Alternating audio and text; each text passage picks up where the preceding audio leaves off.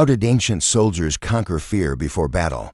Before the clash of steel, before the roar of the charge, what happened in the mind of the man standing in the shield wall, knowing he might not see the sunset? We romanticize their courage, but we forget that they were men, not gods. They felt the same cold knot of dread in their stomachs that you feel before a critical presentation, a difficult conversation, or a life-altering exam. The difference is they were given a tool, a mental technology forged in the fires of philosophy and war, designed to systematically dismantle fear before it could take root. We have lost this technology. We've replaced it with cheap motivational quotes and the hollow promise of positive thinking. We're told to ignore the abyss, to pretend the worst-case scenario doesn't exist. This is a fragile strategy. It builds a house of cards on the edge of a cliff. The Stoics, the Romans, the Spartans, they did the opposite. They didn't ignore the abyss, they stared into it. They walked through the battlefield of their worst fears in their minds, long before they ever set foot on the real thing. This practice is called premeditatio malorum, the premeditation of evils. I learned this not from a book initially, but from the brutal reality of the tech industry. In my 30s, I was running my first major company. We were on the verge of launching a product that had consumed 2 years of my life, and every dollar I had. The night before the launch, I was a wreck. My mind was a storm of what-ifs. What if the servers crash? What if a competitor announces something better? What if the market hates it and I lose everything? I was paralyzed by these possibilities, a prisoner to anxieties I refused to confront directly. My lead engineer, an older man named Aurelius, who had seen more than his share of failures and successes, found me pacing in the office at 3 a.m. He didn't offer me empty platitudes. He sat me down and asked a simple, terrifying question.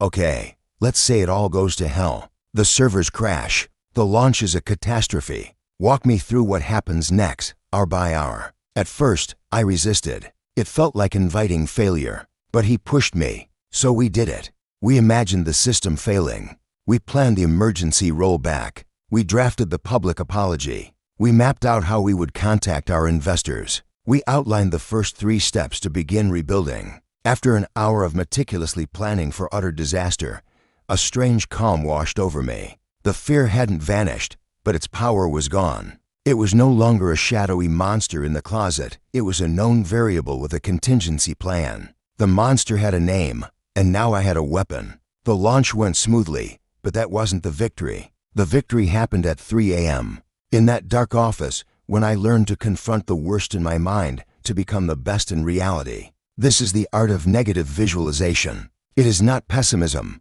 It is the ultimate form of strategic preparation. Are you living in fear of the shadows, or are you ready to turn on the light and see what's actually there? Are you building your confidence on wishful thinking or on the bedrock of mental resilience? The practice of premeditatio malorum is a controlled descent into the chaos you fear, so that you may ascend with the calm of a commander who has already fought the battle. It is an act of deliberate, strategic courage. Let's break down the mechanics of this mental forge. It is not enough to simply think, oh, I might fail my exam. That is amateurish anxiety. We are training to be professionals in the management of our inner state. The process requires discipline and detail. Step 1. Isolate a specific fear. Not a vague fog of I'm worried about my career, but a tangible event. I am afraid of being rejected during my upcoming job interview on Tuesday. Be precise. Name the enemy. The more specific the scenario, the more effective the exercise.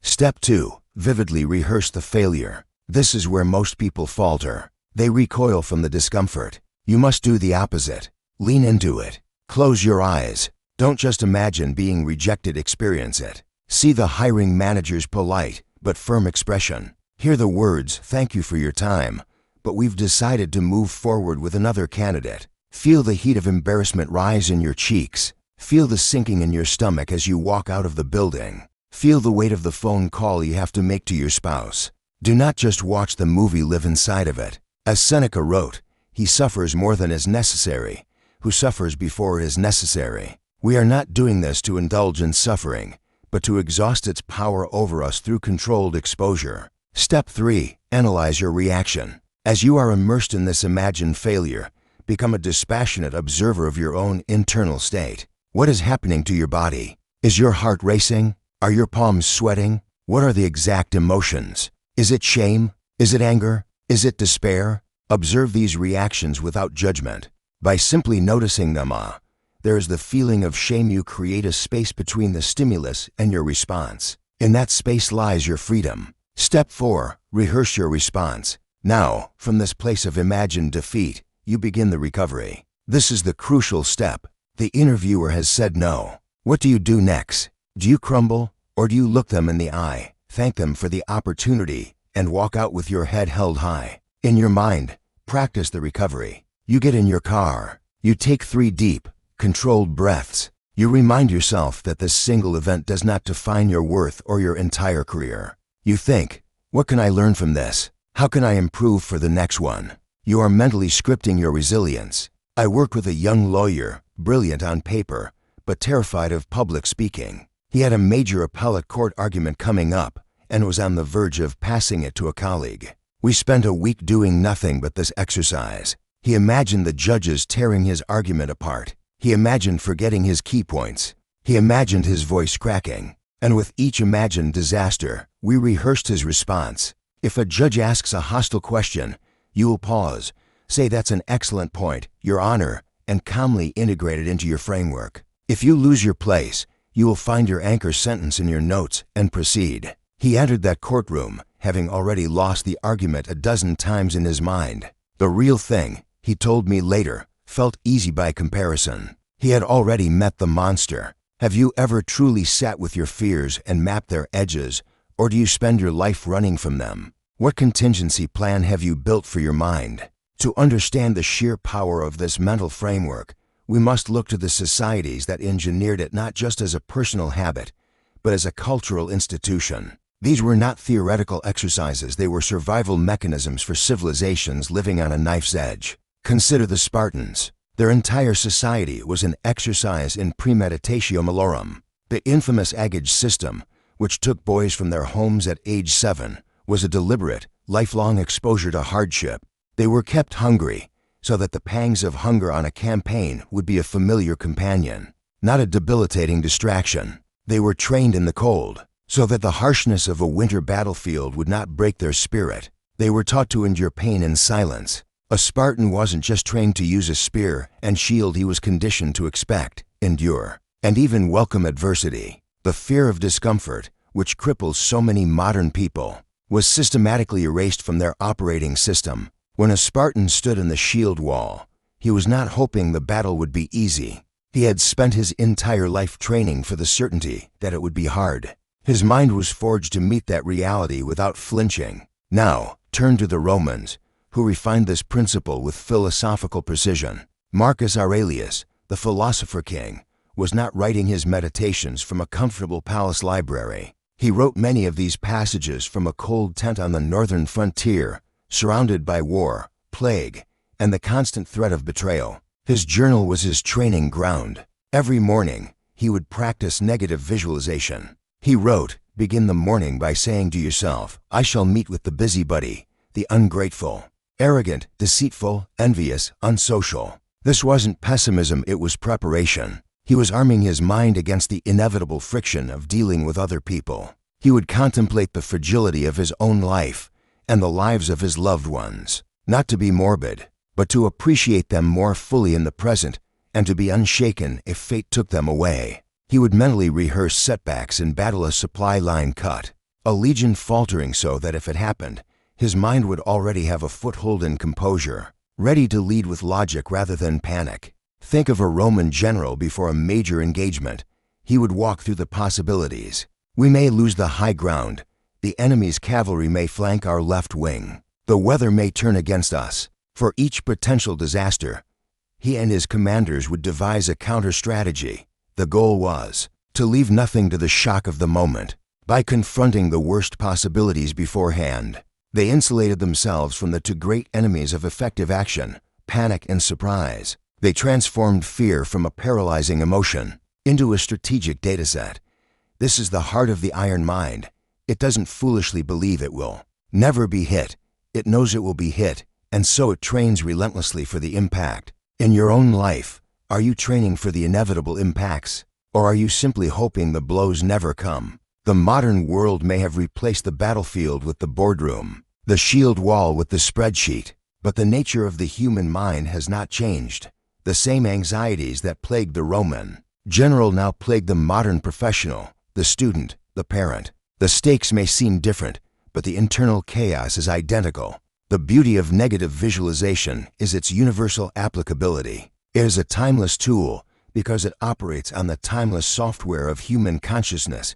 Let's translate this ancient military strategy into our daily lives. Consider the high-stakes sales pitch. The fear is palpable.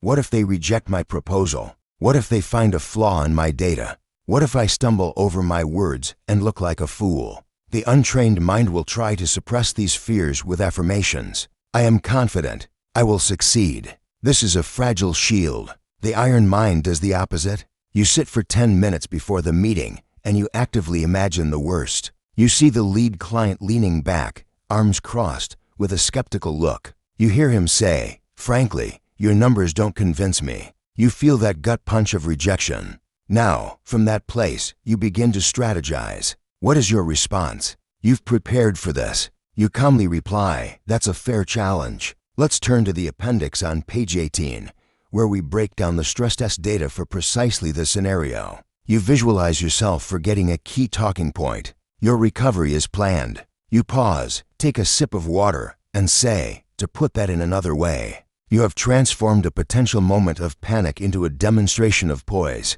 Think of the student facing a final exam. The fear is of blanking out, of the mind going completely empty. Instead of just hoping it doesn't happen, you practice for it. You imagine sitting at the desk, looking at a question, and feeling nothing but a void. What is your protocol? You don't panic. You have a drill. You put your pen down. You close your eyes for 15 seconds. You perform a box breathing exercise, for seconds in, for hold, for out, for hold. You then turn to the next question, the one you do know, to build momentum. You've rehearsed this emergency procedure. If it happens, it's not a catastrophe, it's the activation of a pre-planned response. This applies even to our social lives. Many people feel a deep anxiety about social gatherings, a fear of awkward silences or saying the wrong thing. Before you walk into the party, visualize it.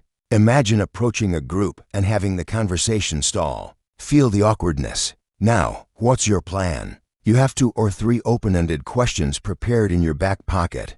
What's the most interesting project you're working on right now? Or what was the highlight of your week? You practice being the one to graciously restart a dead conversation. I once used this exact technique before a crucial negotiation with a venture capital firm that was known for its aggressive tactics. I spent the entire morning visualizing every possible way they could tear down my business model. I imagined them insulting my team's experience. I imagined them laughing at my revenue projections. When I walked into that room, nothing they threw at me was a surprise. I had already faced a more brutal version of them in my own mind. My calm was unshakable because my preparation was absolute. What is the one scenario in your life right now that you are avoiding thinking about? Could confronting it in your mind be the very thing that gives you power over it in reality? We have explored the what, the how, and the why. We have walked with Roman generals and modern professionals. Now, the burden of action shifts to you.